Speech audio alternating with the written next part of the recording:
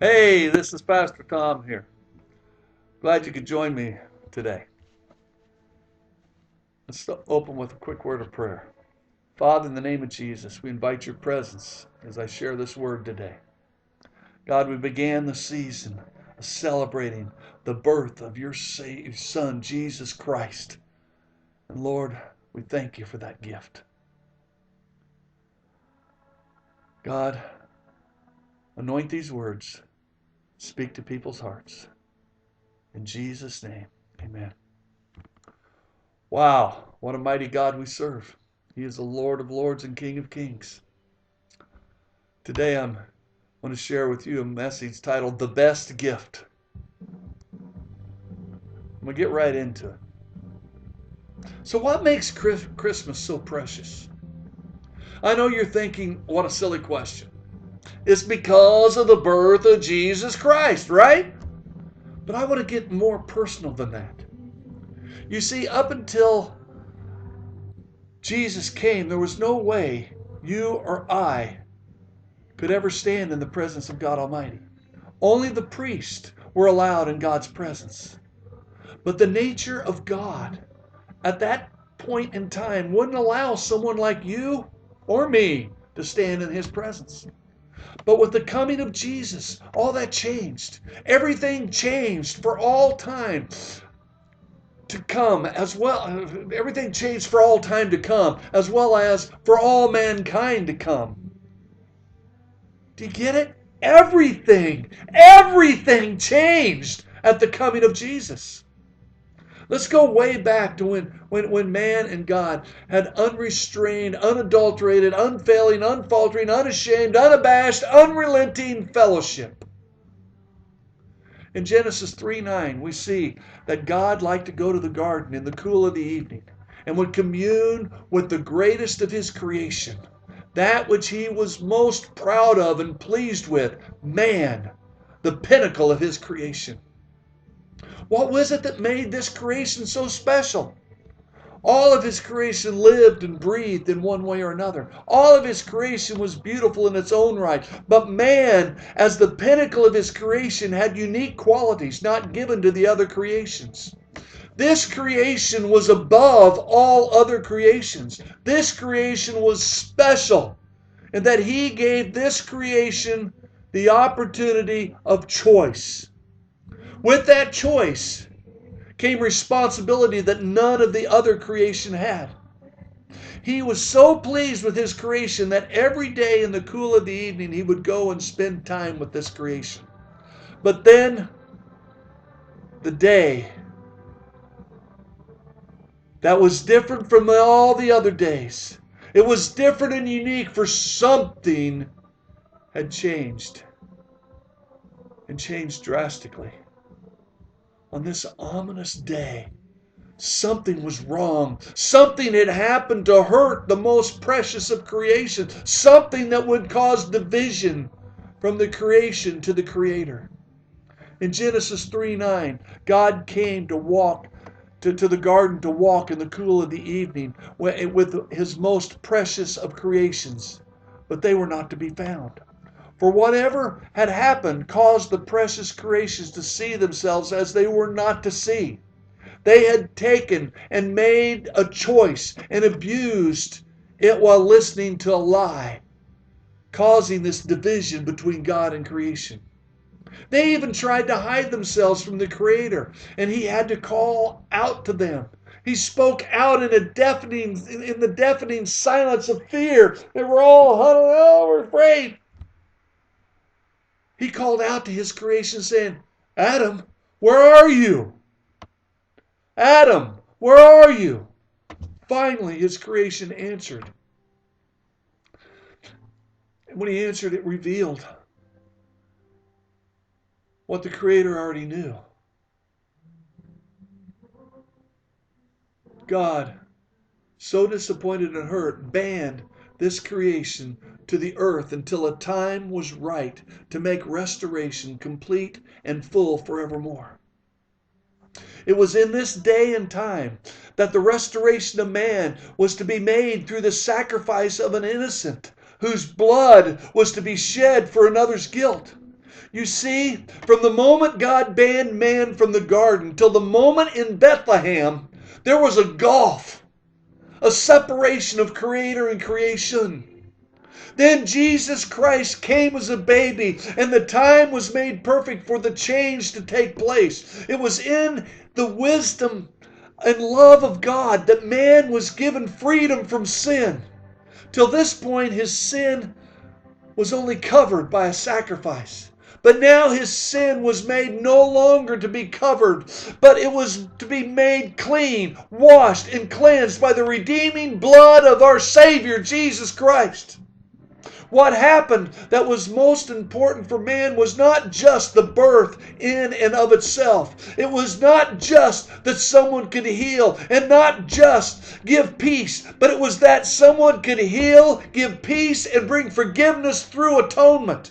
It was that someone would pay for the sins of the creation, man, who could not reconcile himself with the Creator. It was that someone would bring man back into reconciliation, restoration, and fellowship with the Creator God. It was that someone would bring man back into the presence of God. Hallelujah. It was the only way it could happen. For in that moment, in Bethlehem, was born unto us what is described in Isaiah 9. And it is written, "For unto us a child is born, unto us a son is given, and the government shall be on his shoulders, and his name shall be called Wonderful Counselor, Mighty God, Everlasting Father, Prince of Peace. Of the increase of his government and peace there will be no end." But in Isaiah 7:14 it is written, "Therefore the Lord himself will give you a sign. Behold, the virgin shall conceive and bear a son, and shall call his name Emmanuel." Now let's look at Matthew 1:23. "And they will call him Emmanuel," which means God with us. Throughout time, up until this point, only a few could stand in the presence of God. But now, through Jesus Christ, all mankind could stand in the wonderful, glorious presence of God. Up until this point, only a few who were priests, called of God, could stand in the presence of God. People like you and me, we had to go to the priest and take our sacrifice, and the priest would go and he would go before God and stand in the presence of God and offer the sacrifice for us.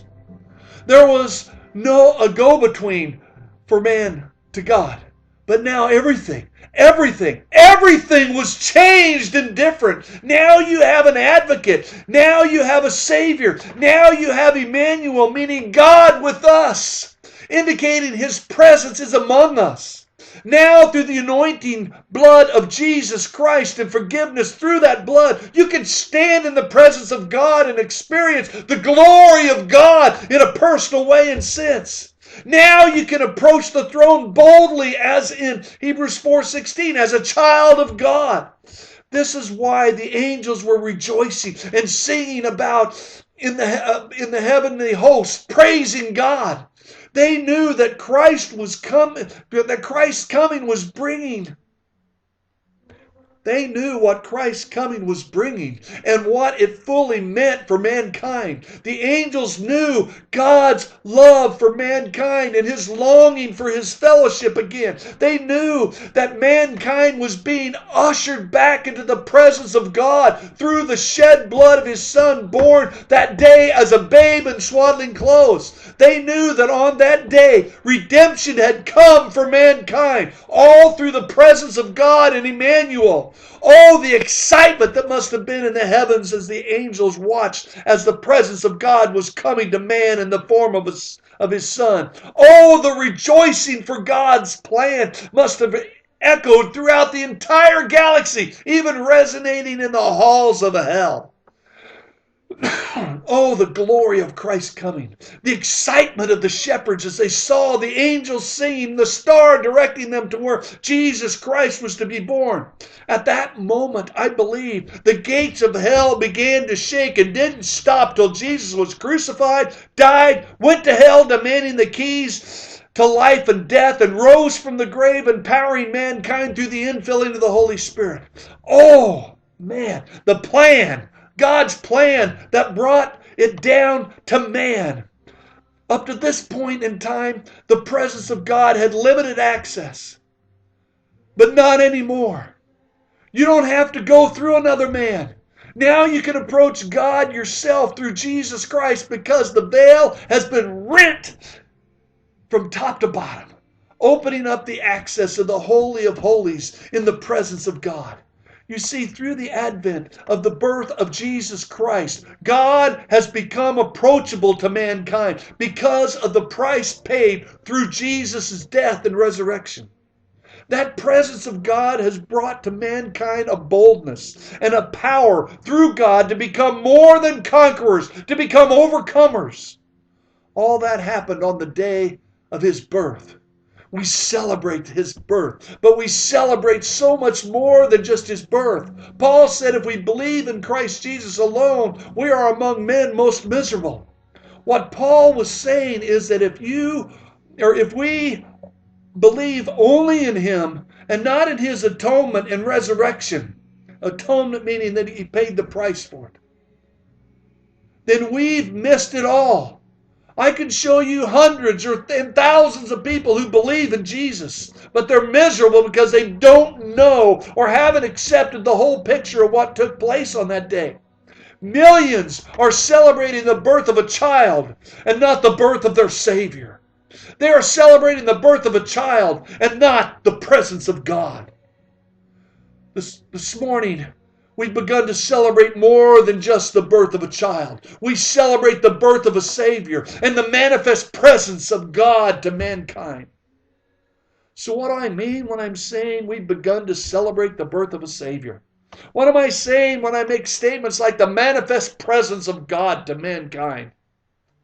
Well, you see, God loves you and created you to know him personally. Ruby and I, Ruby's my wife, we've got a pickup truck.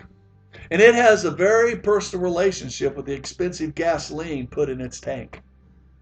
Now, if Ruby was to take our truck to the gas station and put fuel in the tank from the green-handled pump, that relationship would get very sick because our pickup truck is not a diesel.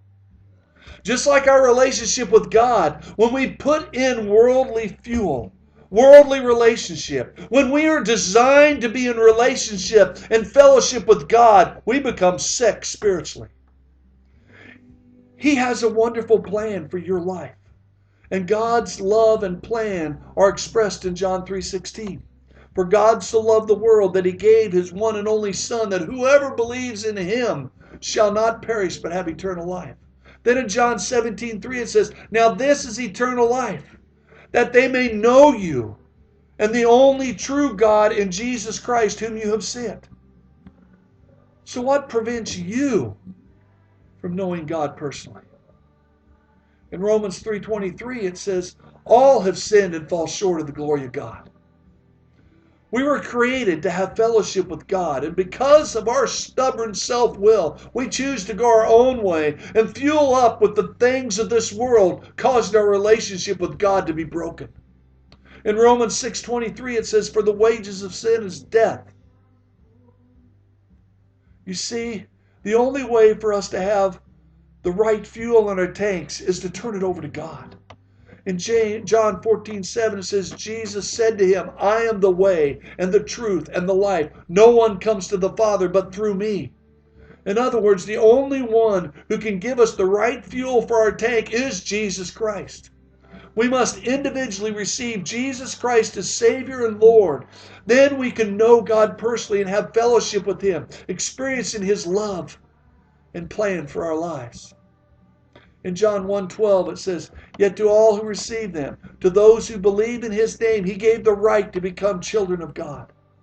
Receiving Jesus Christ involves turning to God from self and trusting Christ to come into our lives, to forgive us our sins, and to make us what he wants us to be. Just to agree with your brain or intellectually that Jesus Christ is the Son of God and that he died on the cross for our sins, that ain't enough. Nor is it enough to have an emotional experience. We receive Jesus Christ by faith as an act of our will. You can receive Jesus Christ right now by faith through prayer. God knows your heart. So if you want to receive Jesus Christ as your Lord and Savior, either for the first time or as a rededication of your life to Christ, just repeat the words as I pray them of this prayer. Lord Jesus, come on, repeat these words. Lord Jesus, I want to know you personally. Thank you for dying on the cross for my sins. I open the door of my life and receive you as my Savior and Lord. Thank you for forgiving me of my sins and giving me eternal life. Make me the kind of person you want me to be. In Jesus' name we pray. Amen. Now, if you said that prayer, put a comment in the comments section. Tell everybody about the fact that you have accepted Jesus Christ as your Lord and Savior. And I want to wish you a very Merry Christmas as we celebrate the birth of our Savior, Jesus Christ, who returned the presence of God to us. Thank you, Jesus. God bless you all. Amen and amen.